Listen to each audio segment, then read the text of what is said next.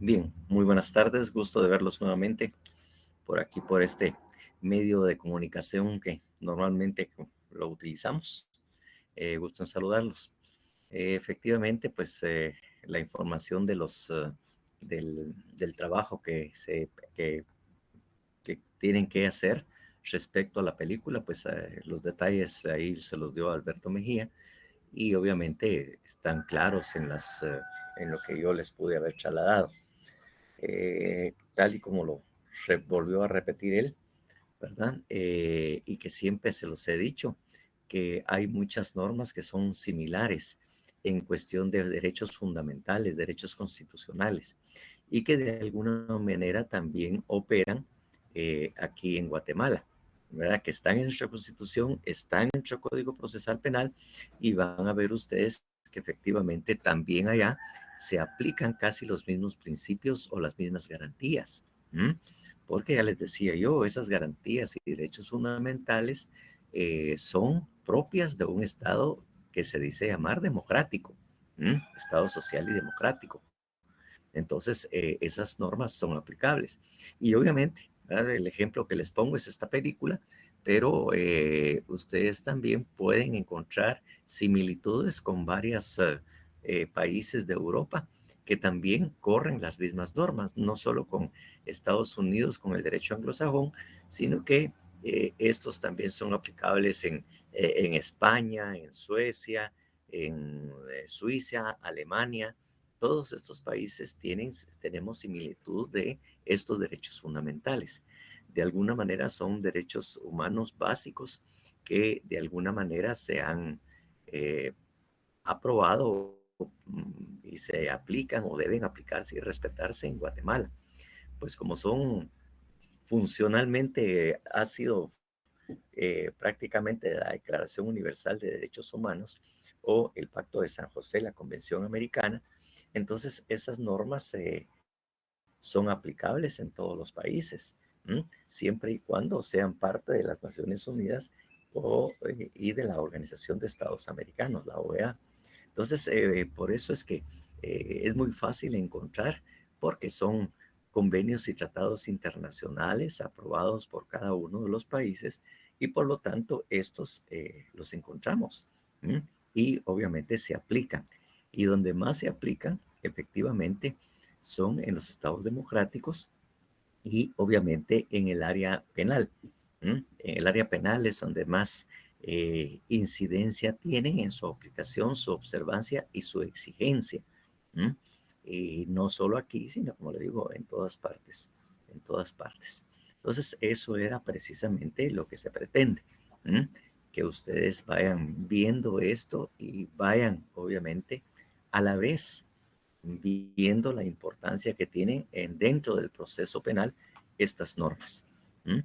Estos derechos que ahí se están, ¿cómo se llama?, regulando y que es obligatoria su, su observancia.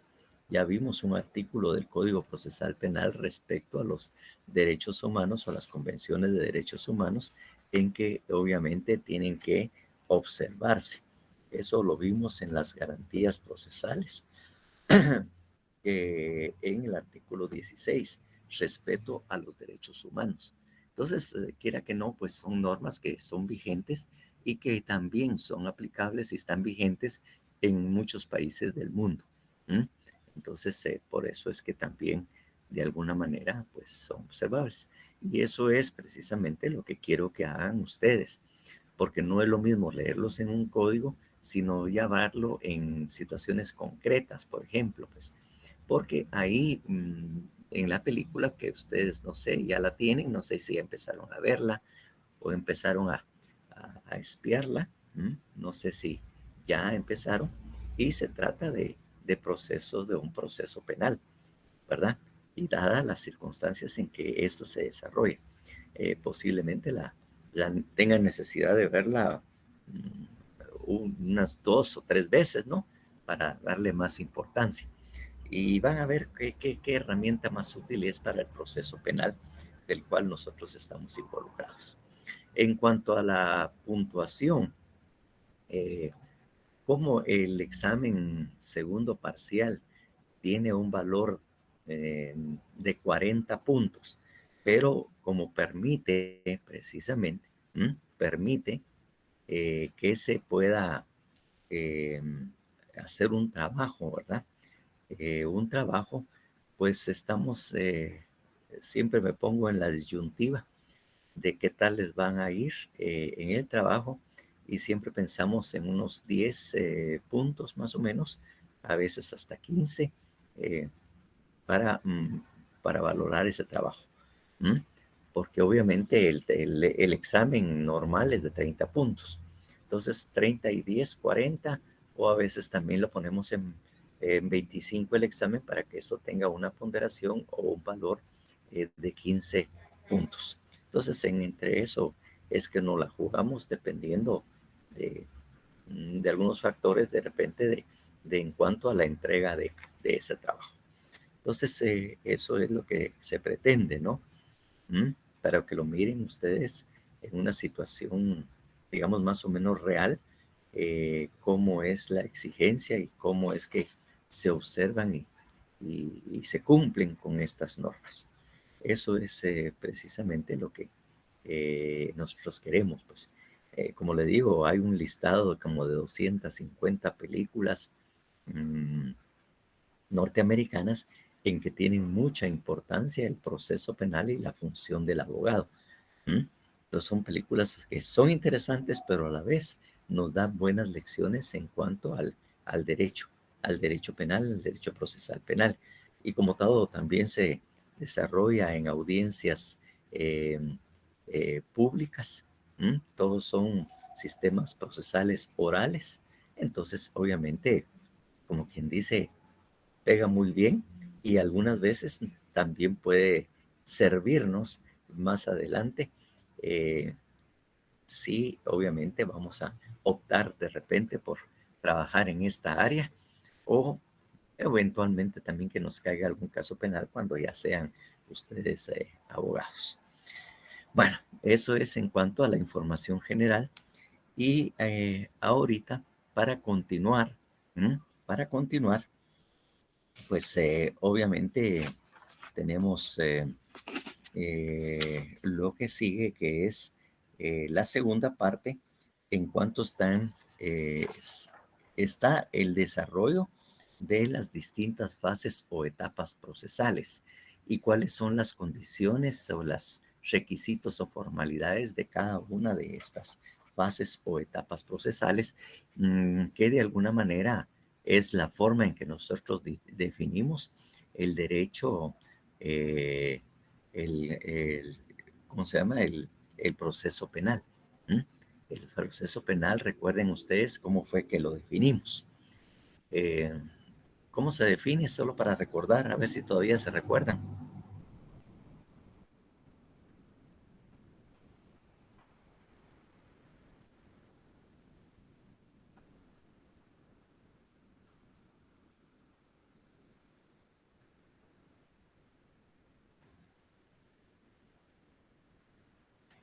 Por lo visto. El proceso penal, ¿verdad? Sí, proceso penal, no el derecho procesal penal, el proceso penal. El proceso penal pues, es el conjunto de fases o etapas procesales que tiene por objeto la averiguación de un hecho señalado como delito o falta y de las circunstancias en que pudo ser cometido. Puchica, Andrés Carranza, voy a tener que cuidar de usted, si no de repente me va a quitar el chance de profesor. Qué bien lo describió, ¿ah? Que es ese conjunto de fases o etapas procesales, porque obviamente también esas fases o etapas procesales también tienen una característica que precluyen. Es decir, una vez agotada una de esas fases o etapas procesales de conformidad con nuestra legislación y todas las legislaciones, no se puede volver no se puede volver o regresar prácticamente a realizar actividades que correspondían a esa fase o etapa. Una vez agotada esa fase y terminada, tenemos que seguir adelante porque no puede haber eh, eh, o no puede haber un retroceso, si lo podemos ver de esa manera, o no se puede retroceder, o no se puede volver a cumplir, ¿verdad? Con una etapa que ya ha finalizado o ya ha sido agotada. ¿Mm? Porque por eso les digo, precluyen, que es lo que es la palabra técnica, la preclusión. Una vez agotada una fase o etapa procesal, no se puede retroceder, no se puede reiniciar, por decirlo así. ¿Mm? Bien, eso es prácticamente lo que hemos estado o hablamos en su oportunidad. También de alguna manera enumeramos esas fases o etapas procesales. ¿Mm? ¿Mm? También agotamos esas fases o etapas procesales y que de alguna manera también la mencionamos ya en otra oportunidad. ¿Mm? A ver, ¿qué pasa? ¿Cuáles son esas fases o etapas procesales? Incluso la pueden ver. eh, Creo que ustedes también tienen este librito que ya de alguna manera lo subimos, que son el folleto aquel de algunas consideraciones sobre la víctima en el proceso penal guatemalteco, que lo utilizamos para dar algunas pláticas sobre ello y también ahí de alguna manera desarrolla estas. Madeline. Sí, respecto a las fases, sería la preparatoria, la intermedia, juicio debate, las impugnaciones y la ejecución. Bueno, esa es, como le digo, la forma en que se dividen esas fases o etapas procesales. Aunque yo efectivamente hago un cambio o considero un cambio en el sentido de que no realmente existe una fase o etapa procesal de impugnaciones. Sencillamente porque, bueno, cuando se dio el nuevo Código Procesal Penal, efectivamente esa sí era una fase o etapa procesal. Era una fase o etapa procesal que estaba eh, en el, en el proyecto de Código Procesal, que está dentro de lo que es el, el, el, el Código Procesal tipo para Iberoamérica. El Código Procesal tipo para Iberoamérica, porque no habían muchas impugnaciones. Las impugnaciones solo se daban al final, después de emitida la sentencia. Antes de eso, solo habían lo que algunos autores, algunas personas les dicen remedios procesales, pero propiamente impugnaciones o recursos no existían. Por ejemplo, eso fue algo que agregaron posteriormente. Por ejemplo, lo que es ahora la apelación y la apelación especial, que están también en nuestro Código Procesal Penal, eh, en el tema de impugnaciones que se dieron ahí eh, en este caso. No existían antes. Eso fue una reforma que se hizo con posterioridad. ¿Mm? Entonces teníamos, bueno, las impugnaciones, ya saben ustedes, o al momento lo dijimos, que estaban a partir del 398. Entonces, la apelación, por ejemplo, tenemos la reposición a partir del 402, ¿verdad? Entonces, en ese caso, como les dije yo, la reposición sí existía, ¿verdad? La reposición y la reposición del juicio, pero no existía la apelación. Eso fue una reforma que se dio en 1997, porque empezaron a ver cómo era posible que no existía apelación y que no existía eh, lo que después se le denominó apelación especial. ¿Mm? Entonces, como se da en otras áreas del derecho, ¿no? Entonces, efectivamente, no existía. Entonces, prácticamente las impugnaciones era sí, efectivamente, una fase o etapa procesal que se daba después de agotada el juicio de debate, después de dictada la sentencia. Antes de eso, la pretensión del Código Procesal Penal es que no hubiera interrupciones, que no estuvieras perdiendo el tiempo enviando, por ejemplo, una resolución a análisis por una sala de apelaciones, que eso de alguna manera fácilmente y muchas veces puede tardar un mes, y a veces hay otras circunstancias que lo hacen tardarse un poco más para resolver. Entonces, de alguna manera, eso hacía que el proceso se alargara con un tiempo no como el que se había planificado con este modelo de Código Procesal Penal.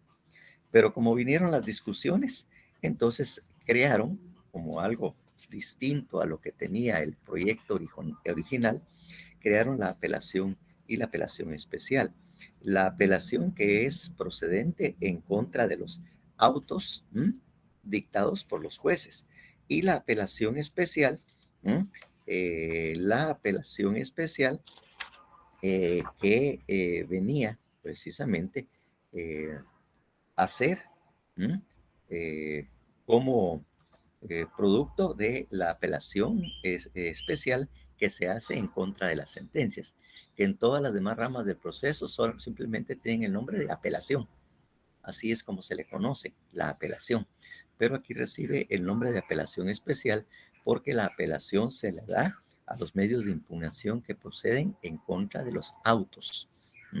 Y obviamente ustedes van a ver que en cuanto a la apelación, en el 404 indica, el artículo 404 indica sobre qué autos o qué resoluciones cabe precisamente esa apelación. Y la apelación especial procede contra sentencias. Entonces, en ese proyecto original, efectivamente, las impugnaciones solo eran aplicables después del juicio de debate o cuando ya hubiese una sentencia. Por eso es que le llamaban una fase o etapa procesal de impugnaciones. En tanto que ahora, las impugnaciones y las apelaciones se pueden interponer en cualquier etapa del proceso. Entonces, las impugnaciones ya no corresponden únicamente como fase o etapa procesal hasta después de dictada la sentencia, como era originalmente, sino que ahora en cualquier fase o cualquier momento que se dicte una resolución de la que regula el 404 se puede impugnar. Y esta apelación especial, que es un recurso, como también se le llaman, de alzada, porque es una sala o un órgano jurisdiccional de mayor grado el que resuelve la apelación.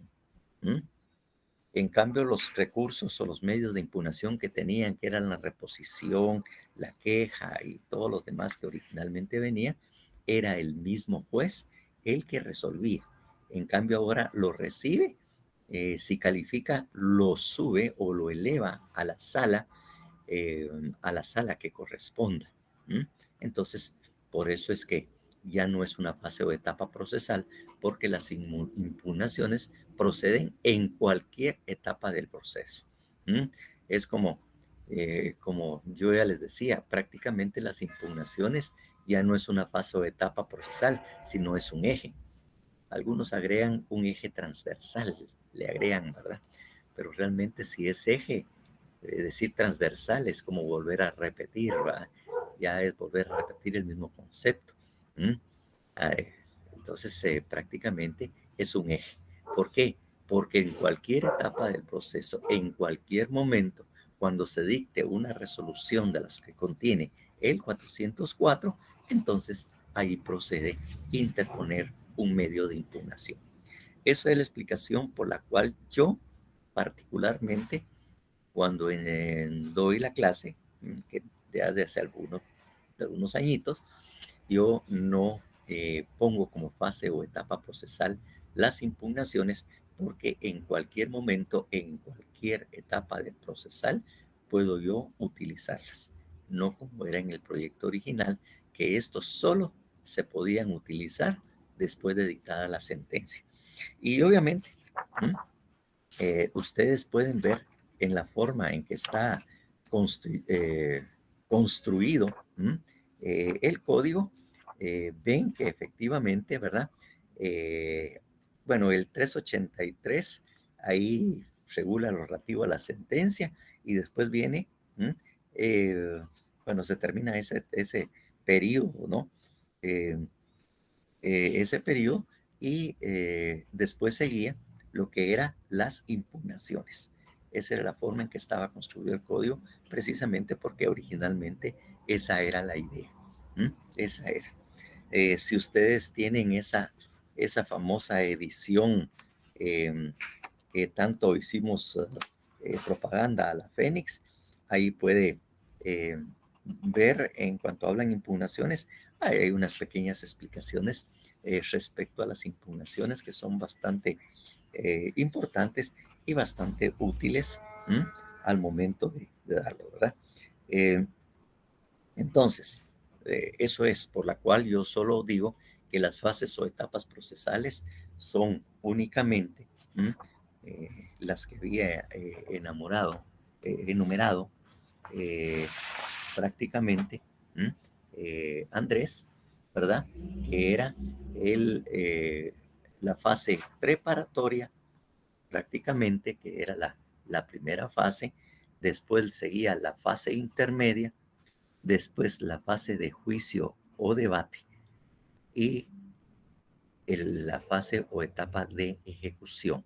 Eso es la forma en que yo lo enamoro y el por qué yo excluyo y no excluyo totalmente como fase o etapa procesal las impugnaciones, ¿verdad? Y como ya les había contado que hay cierto momento en la formación de uno como abogado en que efectivamente ya inventa las babosadas.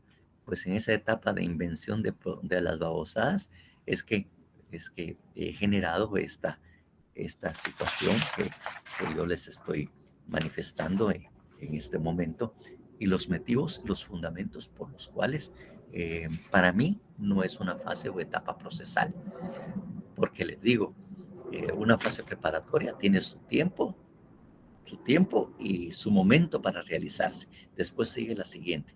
En cambio, las impugnaciones se pueden hacer o se pueden utilizar en cualquier etapa del proceso, en cualquier momento, pues.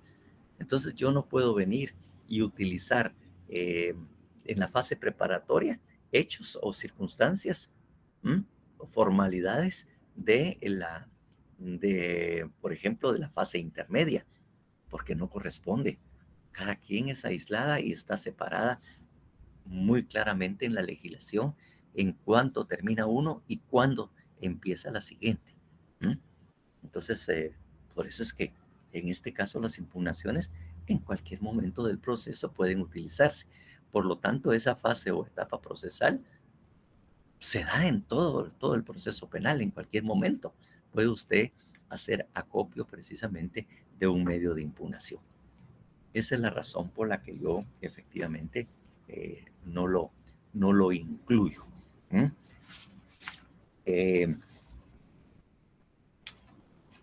Bueno, en primer lugar, cuando hablamos de la fase preparatoria de investigación o instrucción, es algo que tenemos que tener muy fijo y muy claro. Que en esa fase o etapa primera, que en esa primera fase o etapa primera, corre a cuenta de el Ministerio Público. Es el Ministerio Público quien tiene a su cargo la investigación y persecución penales, ¿verdad? Ellos son los que tienen esto. Por lo tanto, prácticamente la fase preparatoria es del Ministerio Público. Es el Ministerio Público quien la tiene, obviamente, a su cargo el Ministerio Público. De ahí nace precisamente lo siguiente, que el juez de primera instancia es alguien que se le conoce o se identifica como un juez contralor o un juez de garantías. Esos son los dos nombres que usualmente reciben en todos los países, en varios países que tienen este código, que son la mayoría, ¿no?, de países latinoamericanos. Entonces se refieren a él como el juez contralor, como nosotros normalmente lo hacemos, pero también en otros países le llaman el juez de garantías. ¿Mm? El juez de garantías, así es como se le llama precisamente a esto. ¿Mm?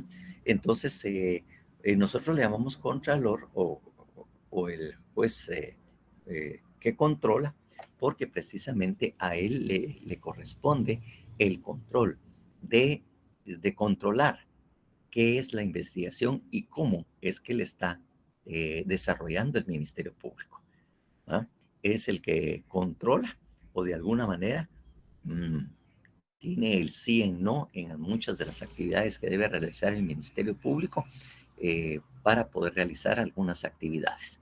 Pero él es el que ejerce el control sobre el Ministerio Público para ver que se cumplan con todas las formalidades y requisitos de la investigación y la persecución que hace el Ministerio Público. Por eso es un contralor. Y juez de garantías, porque es el que tiene que asegurar como juez que se estén observando y cumpliendo con todos los derechos fundamentales. Él es el juez de garantías, por lo tanto, él es el que debe velar por la observancia y cumplimiento de los derechos fundamentales o los derechos constitucionales. Por eso es que le llamamos el juez de garantías, que de alguna manera se desarrolla principalmente las garantías en esos primeros artículos que estuvimos viendo, que son como los 23 primeros artículos que vimos, que obviamente garantías. Entonces, el juez es el que en el proceso penal debe garantizar la observancia de estas garantías y obviamente los derechos fundamentales y derechos humanos en el proceso penal. Y es control, porque debe controlar la función de investigación y persecución que realiza el Ministerio Público. Él es el que debe ejercer ese control. Entonces, esa es precisamente la característica que debe de tener, ¿verdad?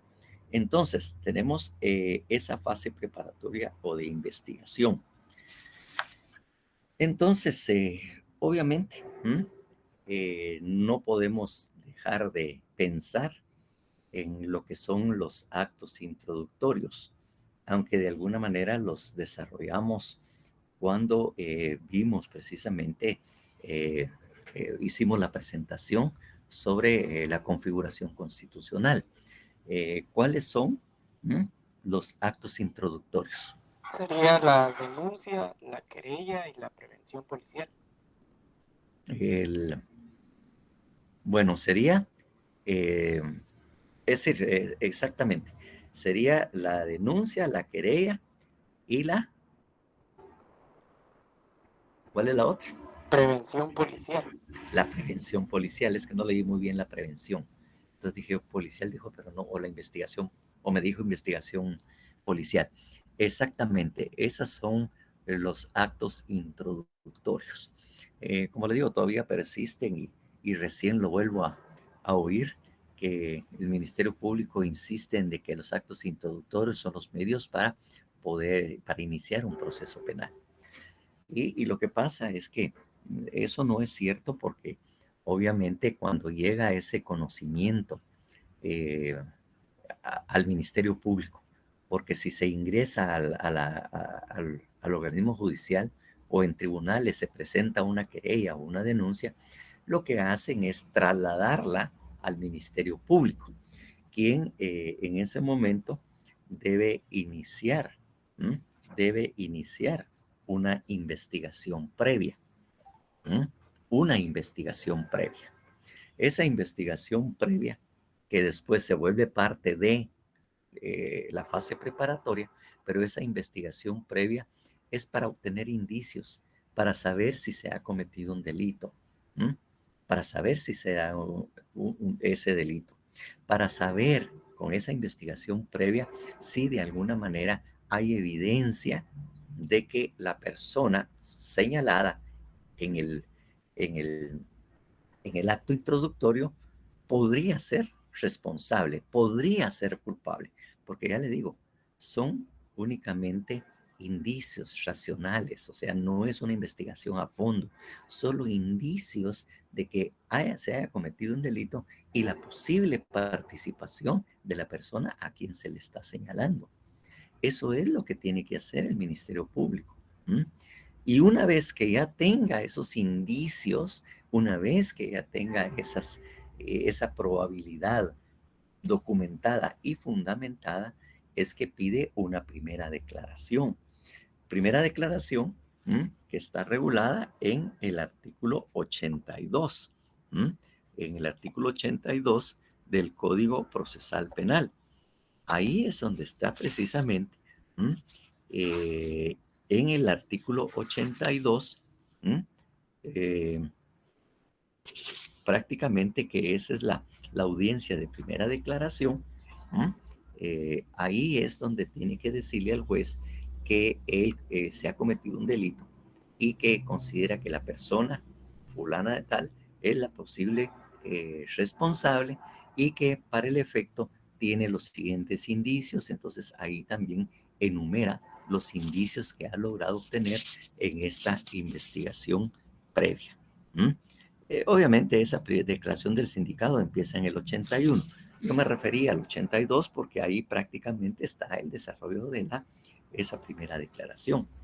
Entonces, hasta ese momento, como le digo, son indicios, el proceso penal no se ha iniciado, sino es una investigación preliminar la que debe de agotar el Ministerio Público.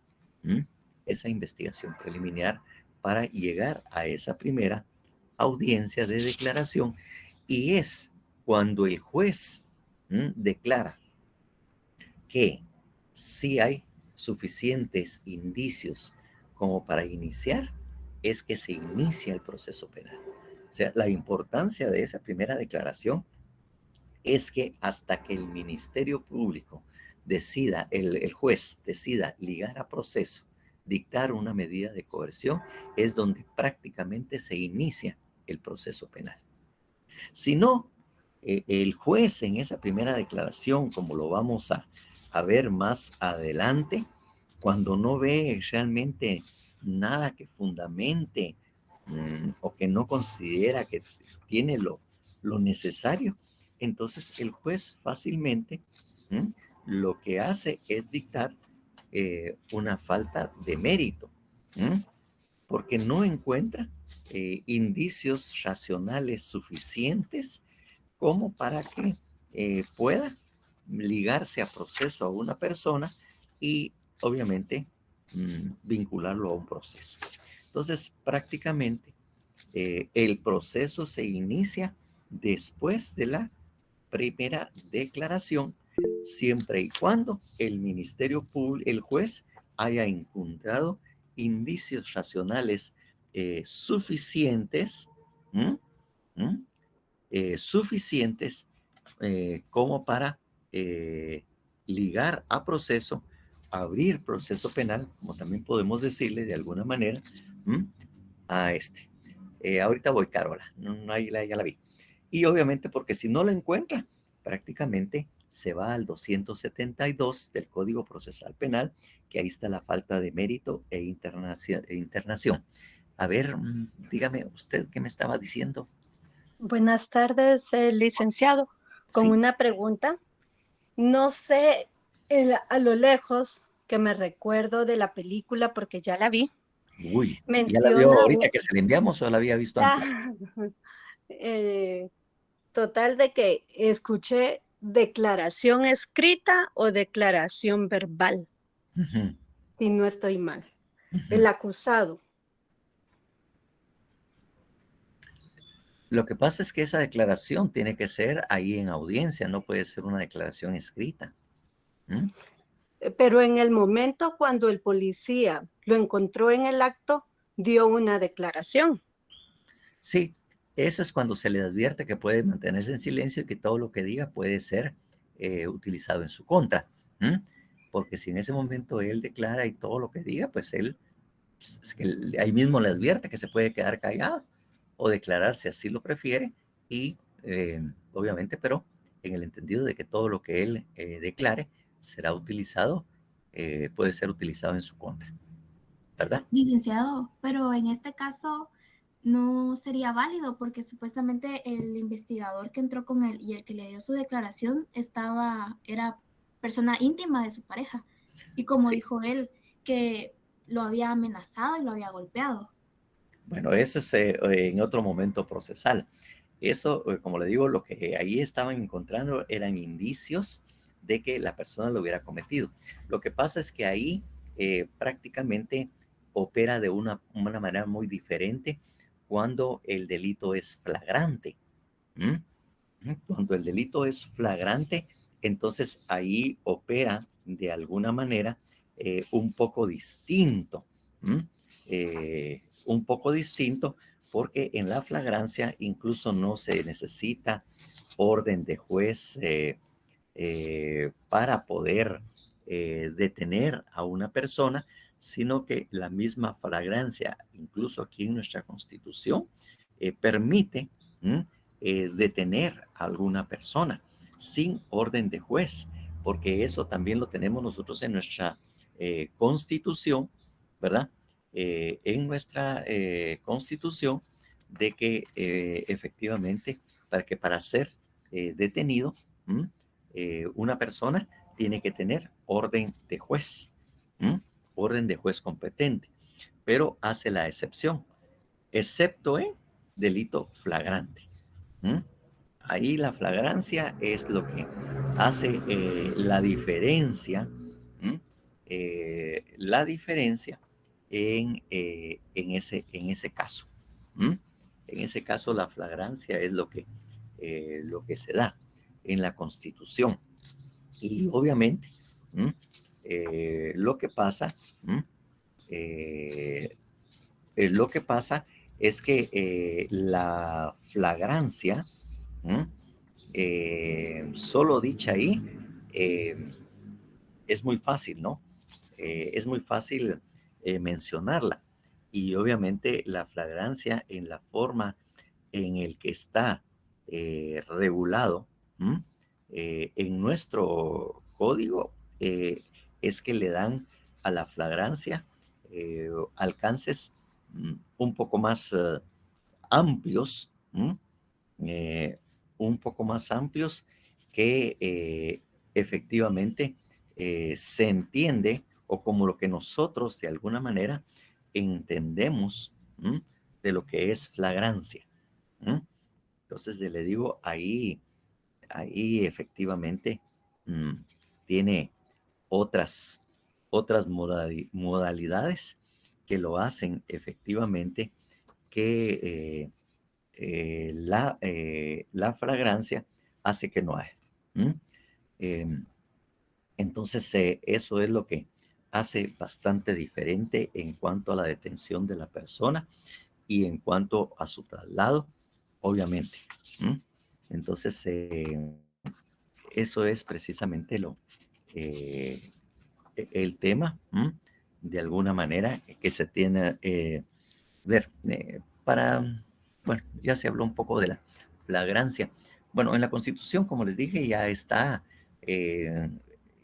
también regulado el tema de la flagrancia. Y en la Constitución, cuando se dice la detención legal, el artículo 6, por ejemplo. Miremos el artículo 6 constitucional.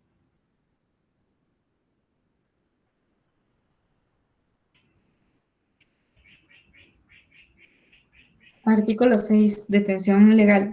Ninguna persona puede ser detenida o presa sino por causa de delito o falta y en virtud de orden librada con apego a la ley por autoridad judicial competente. Se exceptúan los casos de flagrante delito o falta. Los delitos serán puestos a disposición de la autoridad judicial competente y en un plazo que no exceda de 6 horas, y no podrán quedar sujetos a ninguna otra autoridad. El funcionario o agente de autoridad que infrinja lo dispuesto en este artículo será sancionado conforme a la ley y los tribunales de oficio iniciarán el proceso correspondiente. Bueno, eso es lo que establece o regula la Constitución. Obviamente ahí no define la fragancia, solo habla de la flagrancia, porque obviamente las leyes ordinarias son las encargadas de desarrollar los conceptos que de alguna manera o los derechos que tiene la Constitución. Entonces nosotros tenemos que irnos al 257 del Código Procesal Penal, la aprehensión. Porque obviamente cuando nosotros hablamos de flagrancia, así automáticamente, si es que ustedes ya han hablado o de alguna manera ya han oído de la flagrancia, ¿qué quiere decir? Si alguno tiene una idea, ¿qué se considera un delito flagrante o qué es la flagrancia? Sorprender a la persona en el momento del acto. Sí, alguno dice en el acto, in situ y en caliente, decían algunas personas, ¿verdad? En el mismo lugar donde se está cometiendo los hechos, ¿verdad? Así y en el mismo momento, por eso es que se habla en caliente, ¿verdad? En el lugar donde se cometieron los hechos, en el mismo lugar in situ y en caliente. Caliente es decir que ahí donde lo cometió y ahí donde está. Eso es lo que básicamente dice. Obviamente no vayan a confundir la flagrancia con la fragancia, van a decir que es el perfume que utilizamos los abogados, ¿verdad? Porque hay memes así de eso, ¿verdad? En el que es la fragancia. Bueno, es lo que tenemos, que una persona se actuó en el momento mismo que está ejecutando el acto, lo ejecutó, y en el lugar donde lo hizo. Pero miren ustedes cómo lo regula el 257 del Código Procesal Penal en cuanto a la aprehensión. Artículo 257. Aprehensión. La policía deberá aprehender a quien sorprenda en delito flagrante. Se entiende que hay flagrancia cuando la persona es sorprendida en el momento mismo de cometer el delito. Procederá igualmente la aprehensión cuando la persona es descubierta instantes después de ejecutado el delito, con huellas, instrumentos o efectos del delito que hagan pensar fundadamente que acaba de participar en la comisión del mismo. La policía iniciará la persecución inmediata del delincuente que haya sido sorprendido en flagrancia, cuando no haya sido posible su aprehensión en el mismo lugar del hecho. Para que proceda la aprehensión en este caso, es necesario que exista continuidad entre la comisión del hecho y la persecución. En el mismo caso, cualquier persona está autorizada a practicar la aprehensión y a impedir que el hecho punible produzca consecuencias ulteriores. Deberá entregar inmediatamente al aprehendido, juntamente con las cosas recogidas, al Ministerio Público, a la policía o a la autoridad judicial más próxima. El Ministerio Público podrá solicitar la aprehensión del sindicado al juez o tribunal cuando estime que concurren los requisitos de ley y que resulta necesario su encarcelamiento, en cuyo caso lo pondrá a disposición del juez que controla la investigación. El juez podrá ordenar cualquier medida sustitutiva de la privación de libertad o prescindir de ella, caso en el cual liberará al sindicado. Bueno, en todo este artículo un poco largo, pues pueden ustedes ver, sobre todo en el primer párrafo, que la flagrancia tiene es más amplia, obviamente en el Código Procesal Penal, porque puede ser que la persona la detengan en el mismo lugar, lo que detenga en el mismo lugar al momento después de que haya cometido, instante después del delito, del delito con huellas o instrumentos, y obviamente la policía iniciará la persecución inmediata del delincuente que haya sido sorprendido en flagrancia, cuando no haya sido posible su aprehensión en el mismo lugar del hecho. Es decir, la persona salió huyendo y entonces la policía la empieza a perseguir. La empieza a perseguir, obviamente, para que pueda detenerla, sin orden de juez. Entonces, ahí sigue procediendo la falta de orden de juez para hacerlo. El único requisito que tiene es lo que dice la última parte de ese primer párrafo. Para que proceda la aprehensión en este caso es necesario que exista continuidad entre la comisión del hecho y la persecución. Es decir, matan a alguien, las personas se fueron en una moto, llega la policía casi inmediatamente, muy rápido. Entonces las personas le dicen, mire, fueron los de una moto roja y todo. En ese momento la policía se va a tratar de alcanzar a esa moto roja donde iban dos personas y que de alguna manera les describieron cómo eran o cómo estaban vestidas y empieza a perseguir. Incluso ellos por radio se comunican con otras unidades para ver si están cerca, para que los vayan a interceptar, para que vayan a interceptarlo y de alguna manera proceder a su detención. Exageradamente, yo siempre he hablado en clase que el único requisito es que en este caso es necesario que exista continuidad entre la comisión del hecho y la persecución, o sea, que se haga inmediatamente después. Eso incluso lo han visto en algunas películas. En el caso de O.J. Simpson en Estados Unidos también se dio. Empiezan a perseguirlo, pero no lo alcanzan y todo, y lo van a alcanzar, pongámoslo así exageradamente, que el robo fue ahí por la zona 10, zona 4, y esos salen huyendo y lo empiezan a perseguir y lo van a capturar, por ejemplo, en Misco, a una gran distancia y ya no en el mismo momento, sino que posiblemente, pongámosle que pudo haber pasado una hora, así exageradamente. Y entonces, de todas maneras, dice, tiene que haber continuidad entre la comisión y la persecución. Si hay persecución, y le digo exageradamente, pensemos que lo siguen persiguiendo y puede tardar unas 10 horas, 12 horas o 24 horas y no los alcanzan, pero ellos van detrás de ellos. Ese es el requisito. Como le digo, el caso de O.J. Simpson, si ustedes tuvieron alguna oportunidad de saber o conocer de ese caso, también la policía los empezó a perseguir en los Estados Unidos y él se fue por los freeway y los highway, como le dicen, las vías libres y las carreteras, y su persecución duró como 10 horas, 12 horas, pero aún no necesitaban orden de juez. ¿Por qué? Porque había continuidad en la comisión del hecho y la persecución que se estaba haciendo. Esto, en términos policíacos, es una persecución en caliente. Así se le denomina, una persecución en caliente. Cuando se habla de esa continuidad, ¿verdad?, entre el hecho. Es una persecución, ¿verdad?, en caliente. Incluso en Estados Unidos tiene ese mismo nombre. De alguna manera esos conceptos son utilizados en todas las policías, en todas partes del mundo. En Estados Unidos se llama, les voy a decir el nombre en inglés, es una hot pursuit. Se escribe pursuit, así, pursuit, ¿no? Hot pursuit, una persecución en caliente. Entonces, si tiene esas características, puede ser todavía flagrante, aun y cuando haya pasado cierto tiempo entre la comisión del hecho y la aprehensión, ¿verdad? Algo que es muy interesante en esto y en este artículo, y que yo de todas maneras se los explico para que miren ustedes, el segundo párrafo, donde dice, en el mismo caso, cualquier persona está autorizada a practicar la aprehensión e impedir el hecho.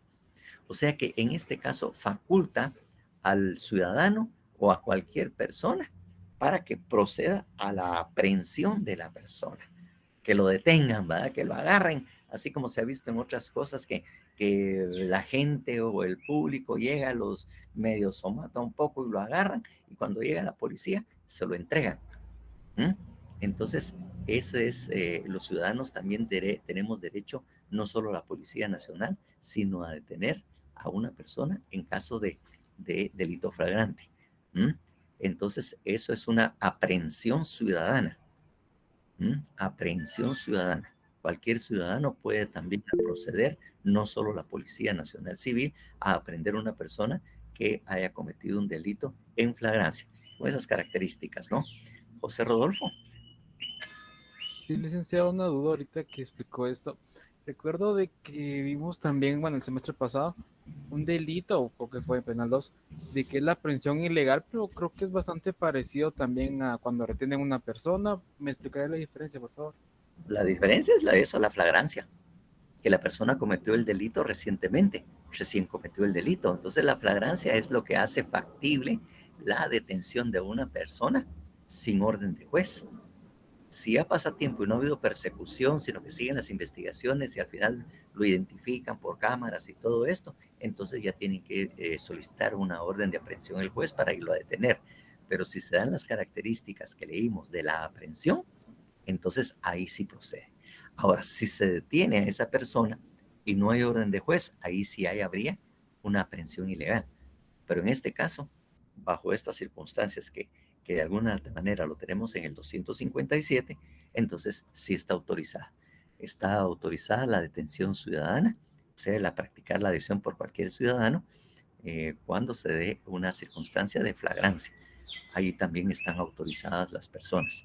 Eso, como le digo, sucede en la mayoría de países también. Para volver al sistema, porque conozco algo del sistema anglosajón, eso se llama en Estados Unidos un citizens arrest, una detención ciudadana también, literalmente. Citizens, ciudadano, arrest, un arresto ciudadano. Los ciudadanos también en Estados Unidos tienen esa facultad de poder realizarlo. Y obviamente, si lo tienen, porque también es una cuestión que deben manejar ustedes también lo puede hacer cualquier órgano de seguridad privada. Una empresa de seguridad privada, porque ya ven que en los centros comerciales, pues ahí siempre andan circulando, o por lo menos hay agentes de seguridad privada. Ellos obviamente también tienen esa facultad para intervenir en esos casos.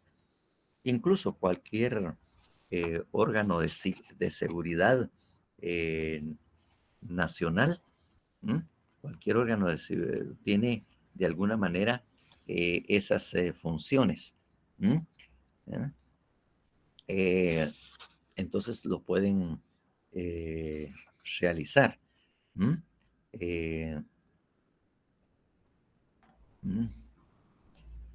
Miren ustedes, por ejemplo, en el 115 del Código Procesal Penal, ahí se habla de las funciones de la policía y todo, pero en cuanto a la captura, miren ustedes otros preventores. 115. Otros preventores. Las mismas reglas regirán para cualquier organismo policial como el de frontera, mares, ríos y medios de comunicación o cualquier fuerza de seguridad pública o privada que realice actos de policía o colabore en las investigaciones criminales. Entonces, cuando hablamos de cualquier fuerza de seguridad pública, tenemos que incluso el ejército, que es una fuerza de seguridad pública, también puede realizar funciones como tales. Y obviamente la seguridad, fuerza de seguridad privada, también lo puede hacer. Es decir, resulta un robo ahí en una de las tiendas del centro comercial y la persona sale huyendo o lo logran capturar, la policía, el órgano de seguridad privada puede proceder a la detención y obviamente realizar alguna investigación y recogerlos, obviamente el cuerpo del delito, como le llaman, ¿verdad? Y entregárselo, llamar a la policía y entregarle a la persona y obviamente todos aquellos objetos que pueden eventualmente servir como indicios o para probar que efectivamente la persona cometió el delito.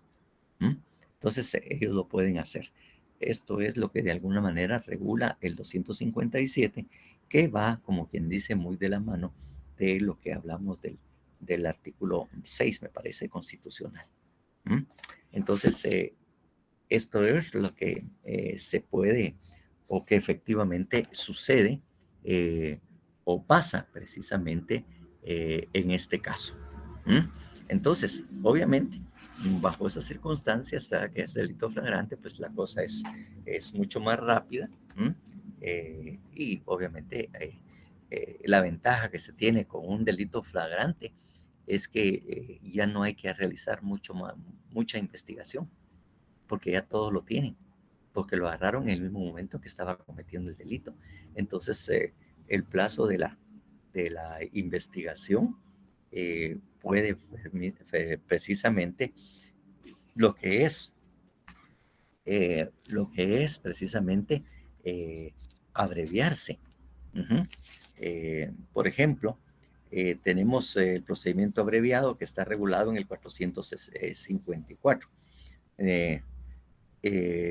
Pero también hubo una reforma en el que se creó lo que es un procedimiento simplificado. Hay un procedimiento abreviado, pero también hay un procedimiento simplificado. Miramos el 465 bis.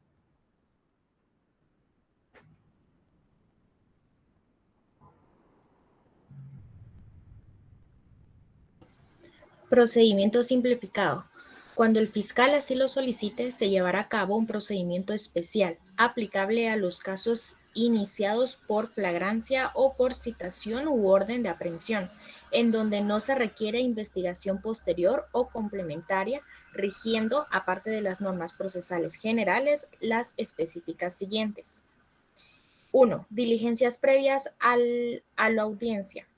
Requerimiento oral del fiscal de la aplicación del procedimiento simplificado, imponer al acusado de la imputación de cargos formulada por el fiscal y de los elementos de investigación con que cuenta hasta el momento, tiempo suficiente para preparar la defensa, comunicación previa a la víctima o agraviado de la decisión fiscal y de la audiencia a realizarse, diligencias propias de la audiencia, identificación previa del imputado, como lo establece el artículo 81 del Código Procesal Penal, imputación de cargos por parte del fiscal, argumentando y fundamentando su requerimiento de llevar a juicio al imputado, haciendo referencia del hecho verificable y los órganos de prueba con los que pretenda acreditarlos en juicio.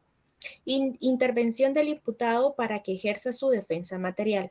Intervención de la defensa y del querellante para que argumente y fundamente su pretensión basada en su teoría del caso. Intervención del querellante adhesivo, actor civil, víctima o agraviado, para que se manifieste sobre las intervenciones anteriores. Decisión inmediata del juez, razonado debidamente.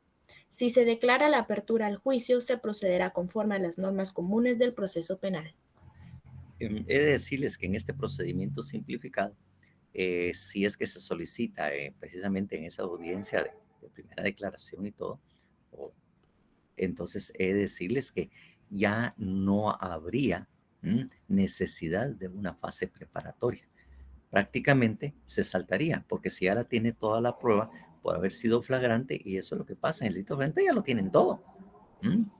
Ya lo tienen todo. Entonces lo que se hace es que de una vez se abre a juicio, se procede a juicio. Entonces ya no hay necesidad de una fase preparatoria, porque prácticamente ahí de una vez lo mandan al juicio o debate, porque ya no hay necesidad de investigar. Ya no, porque ahí lo tienen todo. Eso es lo que pasa en los delitos flagrantes. ¿Y por qué se creó este procedimiento simplificado, que fue una reforma que se hizo en el 2011 al Código Procesal Penal, ¿verdad? Que ya para qué esperar 3 meses, 2 meses, 1 mes, si ya lo tienen todo. El Ministerio Público ya no tiene que continuar con la investigación. Entonces, bajo esas características, ¿verdad? Es que en esa primera etapa que de la investigación previa, que pueden suceder todas estas circunstancias que de alguna manera tenemos que conocer y saber qué se está haciendo, efectivamente eso es lo que se da. Esa investigación preliminar que la puede hacer la policía, recoger toda la evidencia, como ya lo vimos cuando vimos los actos preparatorios, cuando vimos los actos preparatorios, que vimos que la policía, obviamente, puede realizar esa investigación preliminar, ¿verdad? O sea, la prevención policial que habían mencionado algunos de ustedes hace un momento, ¿verdad? Entonces, ellos practicarán las investigaciones, practican las investigaciones y obviamente se la dan al Ministerio Público para que pueda proceder precisamente, eventualmente, la primera declaración. Porque después de que haya sido detenida una persona, solo se cuenta por parte de la autoridad 24 horas. 24 horas plazos que están establecidos y normados en la Constitución Política de la República de Guatemala. De alguna manera también se repiten en el proceso penal, pero cuando procede la detención, obviamente eso tiene que ponerse inmediatamente a disposición de la policía, ¿verdad? Obviamente se pone a disposición del juez dentro de un plazo de 6 horas, ¿verdad? Que eso es lo que precisamente norma o lo regula la Constitución en cuanto está. El 6 nos lo dijo claramente, ¿verdad? En esa última parte, ¿verdad? Los detenidos deberán ser puestos a disposición de la autoridad judicial competente en un plazo que no exceda de 6 horas y no podrán quedar de juez. Poner a disposición no es presentarlos ante el juez, simplemente enviar la prevención policial donde le indican al juez que hay una persona detenida, cómo se identifica a la persona, cuál es el hecho que se le imputa para que esté a disposición. Cuando está a disposición está a lo que el juez decida o mande, porque ya él lo tiene bajo su control. Eso es que es poner a disposición, no es presentarlo, ¿verdad? No es presentarlo lo que se debe de hacer, ¿no? ¿Ya? Sino que simplemente es avisarle al juez y obviamente al avisarle al juez,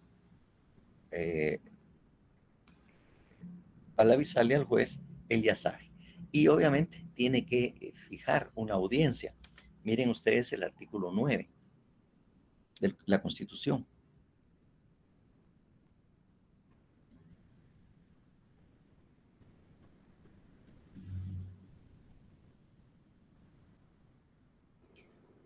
Artículo 9. Interrogatorio a detenidos o presos.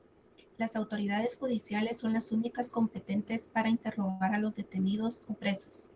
Esta diligencia deberá practicarse dentro de un plazo que no exceda de 24 horas. El interrogatorio extrajudicial carece de valor probatorio. Bueno, entonces estos son los plazos constitucionales que se dan.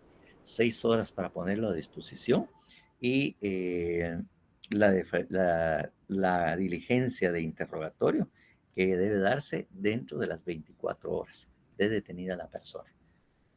Son plazos constitucionales que se deben de respetar por parte de las autoridades, aunque obviamente, como les digo yo, muchos jueces se ponen a jugar con estos tiempos y van suspendiendo y señalando para otro día, pero prácticamente, supuestamente ya cumplieron con el paso porque dentro de 24 horas empezó la diligencia, imputaron los cargos y se suspende. Entonces ya supuestamente está liberado. Y así fácilmente hacen que se tarde una declaración de una persona en un tiempo de casi un mes. Hubo una persona que estuvo ahí en la carceleta y que estuvo como unos 15 días y no había forma que continuaran con la audiencia de primera declaración. Bueno, en Estados Unidos también resulta también algo similar a una persona detenida, solo que allá los tiempos son un poco más largos, porque también hay algo que también se ha discutido, que 24 horas es un plazo muy corto, en el cual el Ministerio Público y la policía tienen que obtener la evidencia y los indicios necesarios para decirle al juez que se cometió un delito. 24 horas es bastante tardado, pues. En cambio, en Estados Unidos fácilmente tienen 72 horas para realizar esa investigación previa a que la persona declare. Entonces tienen un poco más de tiempo y mucho más recursos, obviamente, técnicos. Y aún teniendo ese tiempo, hay queja de los órganos de investigación policial de que el tiempo no les alcanza. Imagínense ustedes cómo es la cosa, pues. Aquí tenemos 24 horas y nos quejamos de eso, y allá que tienen prácticamente, podríamos decir, 72 horas, 3 días, también dice que que es demasiado y que es agotador precisamente porque en esos días de la investigación no pueden muchas veces ni dormir porque tienen que darle continuidad a esa investigación y tener todos los elementos. Obviamente, ¿verdad? Lo que pasa allá en Estados Unidos es de señalarles que no es una primera declaración que se hace. Nosotros tenemos una primera declaración, como lo señalamos de acuerdo al 81 y 82 del Código Procesal Penal. Allá simplemente hay una imputación de cargos. Así se le llama, imputación de cargos. El Ministerio Público, el equivalente a la Fiscalía, a través de los abogados que obviamente tienen del Estado, pues simplemente le dicen cuáles son los cargos, cuál es la imputación, cuál es la evidencia que tiene, lo mismo que nosotros tenemos que hacer acá, o el Ministerio Público tiene que hacer en cuanto a la imputación. Y una vez que esta persona ya le imputaron los cargos, lo que le pregunta el juez inmediatamente es que si ha oído los cargos y ha entendido. Y le pregunta de una vez cómo se declara, culpable o inocente. Si la persona dice que es culpable, inmediatamente proceden igual, como que fuera un procedimiento abreviado. Casi igual. Igual que un procedimiento abreviado. En el cual, obviamente, la persona, si se declara culpable o responsable, entonces, obviamente, hay un procedimiento abreviado y de una vez, sin haber tanta cosa, no hay necesidad de juicio o debate y, obviamente, se dicta la sentencia. Pues allá también igual. Si la persona se declara culpable, ahí mismo pueden suspender para después emitir la sentencia correspondiente y de una vez sentenciar.